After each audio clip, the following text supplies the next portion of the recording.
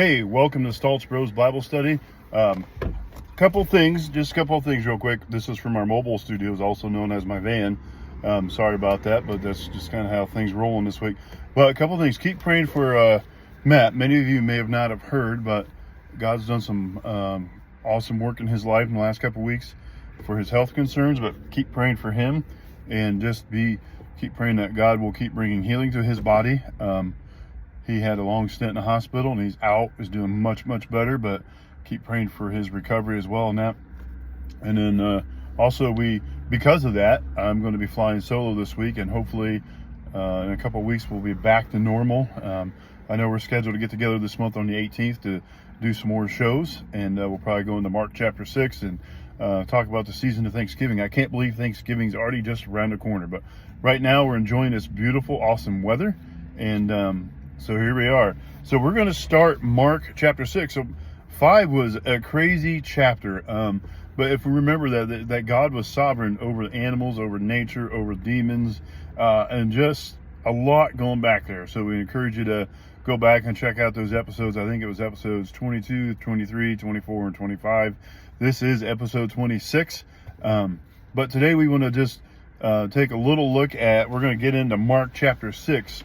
And I'm going to read the first 6 verses. But one of the things, though, is that when we become too familiar with something, it loses its value. It can happen with family. It can happen with your job. Even with sin, especially with sin, when you think about it. If we just get used to doing it, it becomes too comfortable to us. So Jesus talks a little bit about this. He's been on a whirlwind tour. He's coming out of Decapolis, that city region of 10 region of 10 cities. But so he says this in Mark chapter 6, 1 through 6. He's one of the very few times he actually goes back to his hometown, and it's mentioned here. And a couple of things as we pick up as we go through. It says he went away from there, talking about the region of Decapolis, and came to his hometown, and his disciples followed him. When the Sabbath came, he began to teach in the synagogue, and many had heard him were astonished. "Where did this man get these things?" they said. "What is this wisdom given to him? And now, how are these miracles performed by his hands? Isn't this the carpenter, the son of Mary, the brother of James, Joseph, and Judas, and Simon? And aren't his sisters here with us?" So they were offended by him. Then Jesus said, "A prophet is not without honor except in his own town, among his relatives and his household." So he went out, so he's not able to do any miracles there, except he laid hands on a few sick people and healed them, and he was amazed at their unbelief. So, I still got friends from when I was a kid running around the neighborhood, Joe and Sean and probably Justin and Tim and all these guys. And man, that's pretty cool when you get to see him. But so Jesus is going back to his hometown. His hometown was Nazareth, and Nazareth was in a region it wasn't really looked favorably upon, almost like I don't want to say it, but they just weren't considered the most educated and the most popular people. So there he is. He's in his hometown, and his disciples, and it could be the 12, but also there are reports in the New Testament as many as 50 or 60. So who knows? He's got his posse with him, right? And so on the Sabbath, where is he going on the Sabbath? And once again, he's going to the synagogue.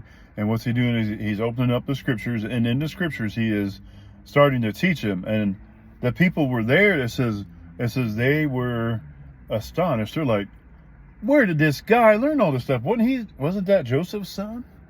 Wasn't he a carpenter? Wasn't this the same guy that ran up and down the streets of Nazareth with us? Isn't this the same guy that played kickball over there across the street?" Obviously not, but you know what I mean? There was a sense of familiarity with Jesus, because it goes on to say there, and where did he learn these things? And where did he get this wisdom? So they were like, okay, so they were astonished. Where did he get these things? And what is this wisdom? And where did he get this capability of being able to work these miracles?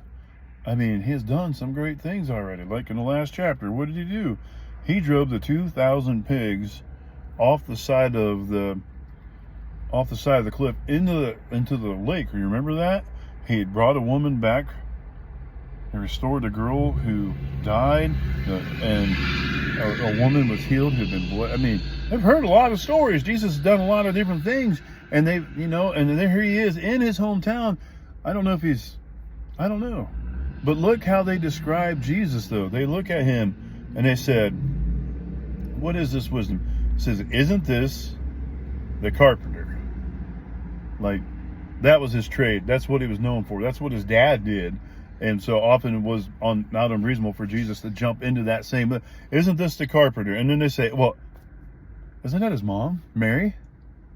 Yeah, that was, yep, that's Mary. And then it says this, isn't this, and aren't his brothers James? Yeah. Joseph? Yeah. And Simon? Yes. And those are 4 brothers mentioned, right? And then it says, and aren't those his sisters too?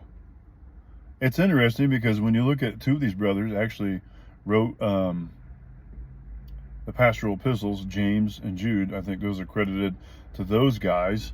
And I believe James was beheaded in the book of Acts as well.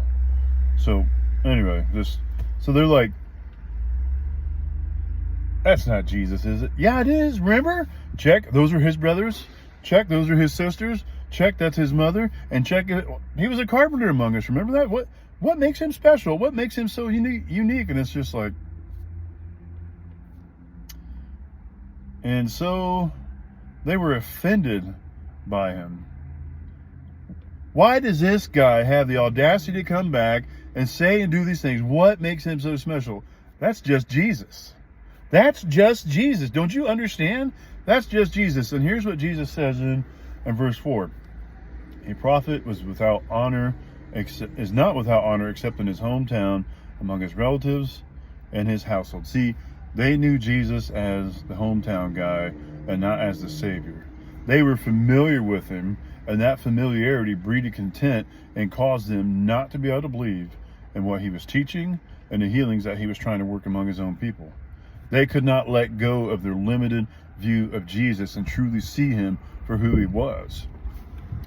Then he goes on to say in verse 5, so he was not able to do any miracles there except he laid hands on a few sick people and healed them. And in verse 6 says, he was amazed at their unbelief. And I think that this serves as a warning to us too, that as Christians, we can become contempt in our relationship with God, where we just become used to his grace, we become used to his mercy, and we become, oh, God's going to love me, God's going to forgive me, and we just don't realize and take serious the effect of our sin. Or we do that with our church, we do that with our friends, we do that with our family. We take them for granted. They're always going to be there. The truth is they're not. The truth is there are times in our lives where God shakes us up so that we're not contempt towards him. So I know this is brief and I know this is a little bit different, but let us not become like those people that when Jesus comes and he starts to work in our lives, we don't go, well, that's just Jesus. But we say, Jesus, man, rock and roll my life, Jesus, and help us. Let's not become content in our commitment and our relationship with him and just become familiar. But let's seek to have that deep relationship with him that is ongoing and always seeking. All right, well, this is Jeremy for Stoltz Bros Bible Study in our mobile studio, actually, in our van, because I'm out and about quite a bit today. So thank you for listening. Have a great day and God's blessings. And please remember, pray for Matt, and we'll hopefully be back in a couple weeks. Talk to you later.